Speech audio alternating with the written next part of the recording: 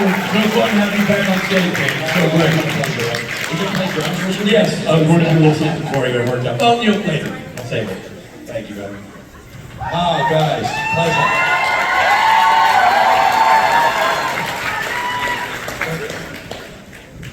Yeah, that was fun last night. How you guys doing? You good? How many of you are new to this convention? Well, I'm just going to warn you now. You're going to make friends whether you like it or not. You're going to have a good time whether you like it or not. And I will abuse you whether you like it or not. Not really, but you know what I mean. So it's good to be here. Thank you guys for coming as always. It's great to be back doing creation shows. It's so much fun to do. I love the people here. I love the way these things are run. Yeah, you did. But what? Yeah, we know that. What's not to know? Exactly. But listen, it's a very special thing. When you think about it, there's not many shows in the world that have ended and still have just as much passion and energy behind it as this one. So we obviously we're in a very difficult time. We're on strike. The writers are on strike, and very likely the video game group contracts will be on strike soon. And listen, just accept the fact that it's going to be a little weird for a while, but we'll tidy it up. I'll eventually clean it up. And if you're interested in the politics of it, the fastest answer I can give you is the world has changed, the way we watch has changed, how we watch has changed, and we need contracts that reflect that.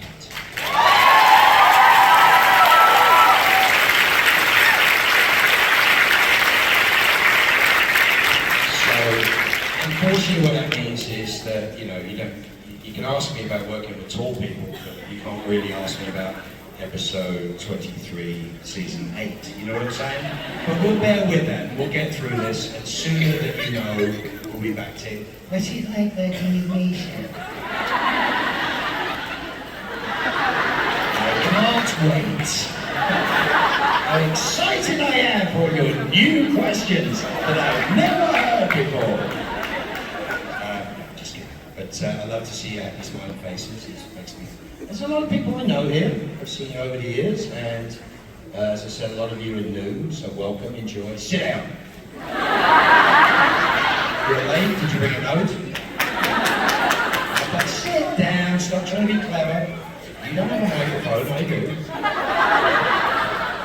Oh, they'll never learn.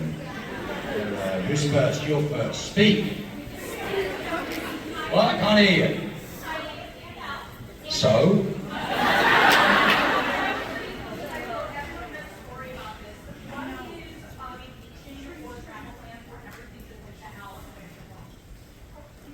Vacation or travel plan where everything went wrong. Thank you for reminding me. Good God, girl. I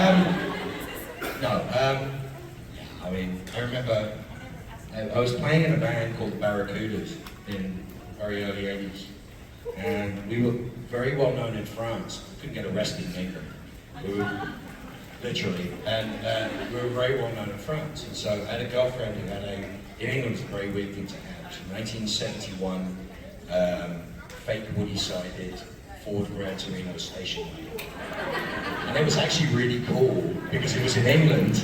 Here it's like, that's what my mom used to drive, in the 80s when they couldn't afford a decent car. They had this, with a rear window that went down, the plastic woody side. And it was just this V8 thing. You drive down the street in England and it was like, sorry. We didn't have a lot of other cool things. So we all loaded into this car and we were heading off to France. You get on a ferry in England, right? You get on a ferry. As we landed, there was some sort of problem, and the guitar player was arrested at the docks, and arrested and taken away by special branch. And what it was is he had a very common name, and his very common name matched somebody who had embezzled 3 Rolls Royces and was running a drug ring or something. I was like, he's like, it's not me. This is Chris Wilson from Flaming Group. So it's like, you know, not a guy that you shouldn't know who he is, but he's definitely not the guy they thought he was. So we had to then go to France and go play a gig, and we couldn't get him out. They wouldn't let us know what was going on. We were investigating. And it's very pre-internet, you know, sort of era, and records had to be got and found. So this poor bastard eventually gets out of jail, sort of like dock jail, and they throw him onto the last minute. I think he had to jump 2 feet to get onto the next ferry. Gets there, lands at the other end. There was nobody there to pick him up. So he does that. That's it. I quit the band. He turns around, goes to the local cops. They put him back on a boat and send him back. Makes his way back all the way to London from Dover, which is like 5 hours of stress. Gets home, lands at home. We don't get paid for the gig because he's missing. And there's a piece of the contract that said there had to be 5 people present. So we got screwed, everything gets screwed. We don't know where he is, somebody's forgot to go get him. And we don't even know that he made it across the water. And he finally gets home to his bed, having quit the band, and going, that's it, screw them, I'm never going to talk to them again. And as he lands, my mom and dad came in, picked him up, put him in a car, took him to a small airport, and he went in a propeller plane to town. So yeah, that's a pretty bad holiday.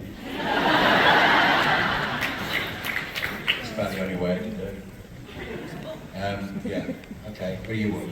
Hi, long-time fan, first-time questioner. I know that you did a show with some ne'er-do-wells, those played the straight person in the show. What would you want to be? The fixer, the bottom man, the planner, the con person? If you were, skill set, yes, exactly. What skill set would you want to have of the ne'er-do-wells that you were playing?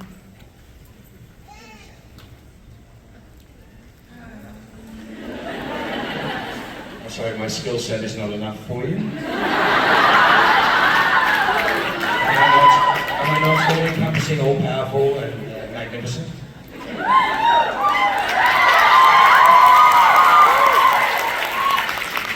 That is a great answer. Thank you. That's the real question. Would you want to be the fixer, the bottom man, the con artist, the one that goes down? So No, I was the cop. I know, that's like that. So I was better than all of them. And John Rogers is a great friend of mine. He may or may not be connected to that show somehow. I don't know. We can talk about it. But in that context, he said in any other show you would have been the hero. In any other version of that show, but I was the good guy. So because it was a show about bad guys, I wasn't. But no, I wouldn't want to be any of the other things. Good question, but just not for me. Hello, I'm Lainey. Who? Lainey. Lainey? It's Nice. Scottish. Did you used to be the lead singer of Warrant? No. My question is, in the show that we cannot talk about, Yeah. is there anything you wish your character could have gotten to do it with their life? See, the weirdest thing is, like, because we're restricted in what it is that we can talk about, we're trying to find clever ways of talking about what we don't want to talk about, and we don't want to create a situation where we're promoting something that does that. So, but I will tell you, separate from that, and that's not because of this situation, is write your own fan fiction.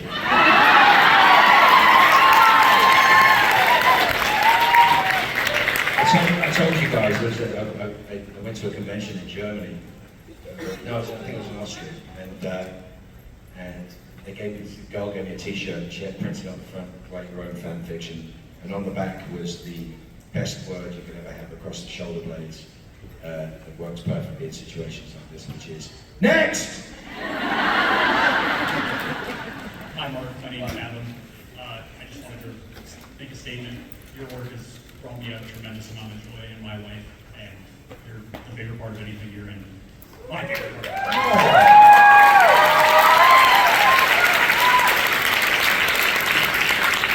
I left the money on the side table. You can pick it up. That's it. Waffles or pancakes? Wow, we're down to waffles or pancakes. It really does depend on the situation. And the trouble with the arrogance of Americans, of which I am, and a very proud American, is that we think that all pancakes and all waffles are the same. And they're not. So waffles around the world are very interesting. Belgium are very different. And pancakes are very, very different. So now if you're going to talk about crepes,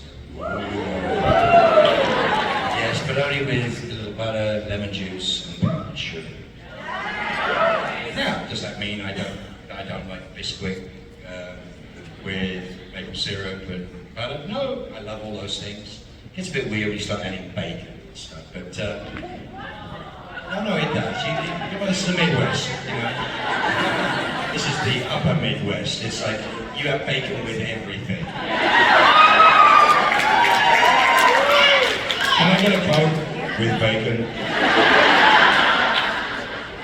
We are an unhealthy lot in general. But yeah, it's like salt, fat, sugar, all good. Love it. Thank you, Mark. Hi, I'm gonna go first. My dad says hi. He's a huge fan. He can't be here yet. Where is he? On his way to Cabo. Really? He cares that much? He's such a big fan, he got as far away from me as possible. Hey, love you, Mark. To be fair, I am here with my cousin, so people have been Right. here. Yeah, oh yeah, well, excuses. I mean, that's weird. If you were a teacher, what subject would you teach of the 5? Oh God, I teach you all to shut up. I'm not something really scary. I mean, like a convention is a very different, generally different group of people from the rest of the world in a lot of ways. But the way that the outside world looks at people in a convention is that you're weird and there's something wrong. Right? There is nothing wrong.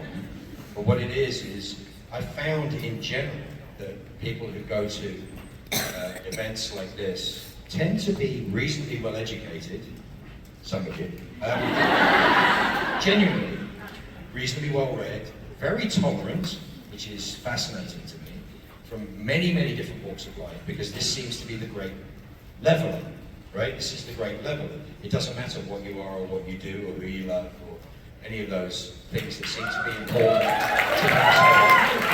It's a genuine statement. Here, it doesn't matter at all. I mean, I would venture to say that, like in the furry convention that's next door, they're no, big fun. I'm saying they're far more polarized than we. They are far more having to stick to a particular format than we actually have to stick to. You're very much declaring exactly what you want to show, etc. Whereas here, you can be anything the hell you want to be. You're unified by a general love of a particular single subject, but underneath that single subject, which the outside world doesn't really understand, is camaraderie, an event to go to, something to do, something to get away from being a frickin' ER nurse or whatever it is that you do for a living. You know what I'm saying? It's like I can get to go to a place, see like-minded people, not get into fights or arguments. It's not competitive, which is extraordinary if you think about it. This is not a competitive environment, you know? It's, money doesn't buy you status here, right? Which is fantastic. No, it doesn't. And I'll show you why it doesn't buy you status. But it really doesn't. I mean, having money is one thing, but are you really any closer to me because you paid more money for a ticket? Are you really closer to me? Do I care about you less? You know, is that the truth? So, you know, I'm one of these people.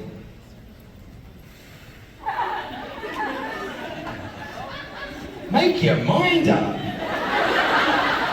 But the thing is, it's like, you know, to me, because this is an all-encompassing, all-inclusive place to be, it is vital that you understand that it makes no difference whether you came here and can't afford an autograph ticket or a photo, or whether you can.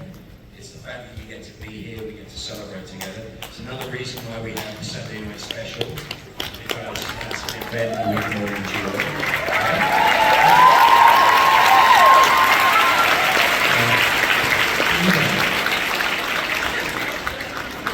But yeah, this is the thing, so I much prefer coming to see the cheaper people. Well, they couldn't be bothered to pay their seats to see you close. But then you suddenly start realizing in a Mark Sheppard panel, you can sit anywhere. Thank you, glasses. Good glasses. Good frames. What?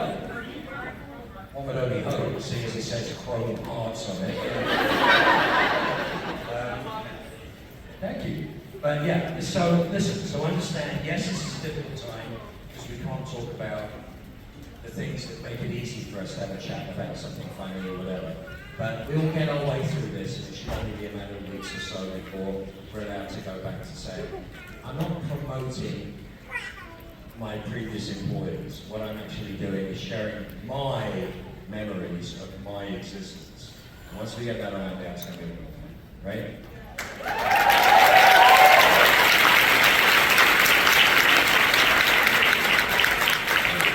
You get tattoos.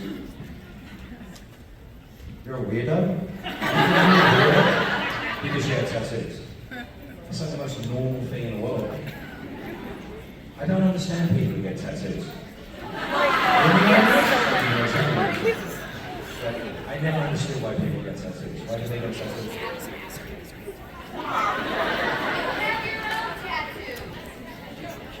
I have one tattoo. Yeah. Well, as soon as it starts, you have fun? Get a rich kid from this one. It's, what? I owe you nothing. I owe you nothing. I'll stop it, dude. So, alright, next question.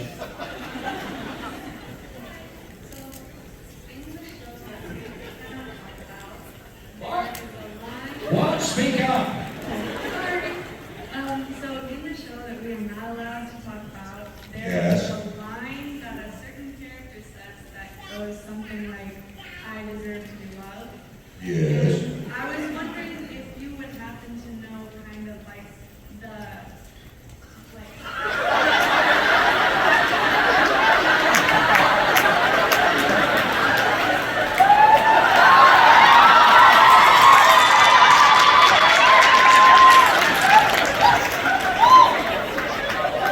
Are we quite finished? If I would know that. the motivation that it took to deliver that line, like, how Yeah, the paycheck at the end of the week. If you think of the context, be serious here for a second. If you think of the context of what that character may or may not have been talking about for the 5 minutes previously, about being in motels for long periods of time and watching a certain cable network that starts with H and I can't remember the other two letters. And they were watching something that might have been called, I don't know, Boys or something similar to that. Oh no, Girls or something like that. And that line effectively kind of comes from wherever he's been watching hours and hours and hours and hours of hotel cable. So that's the translation, I think, of what that thing you were saying. That I think I saw it once. I think that's what I got out of it anyway. Anyway, moving on. No. I mean, this is about. We've now got to the. Sit down.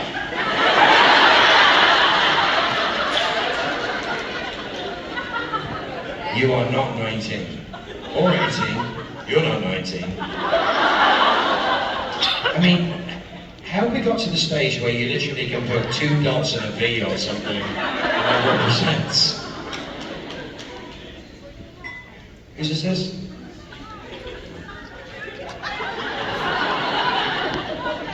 You did? Why didn't you buy a Crowley?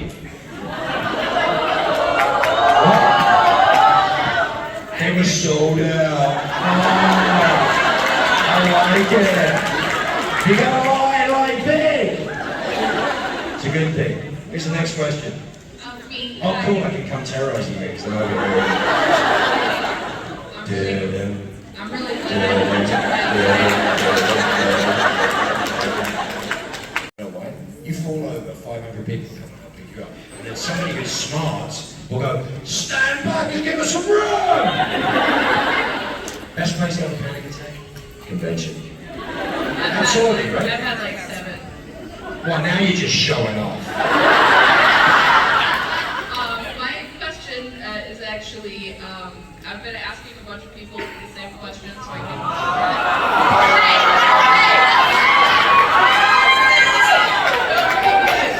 Okay, some more anxiety meds. Wait for this answer. So you go into the attic. Write your own fan fiction.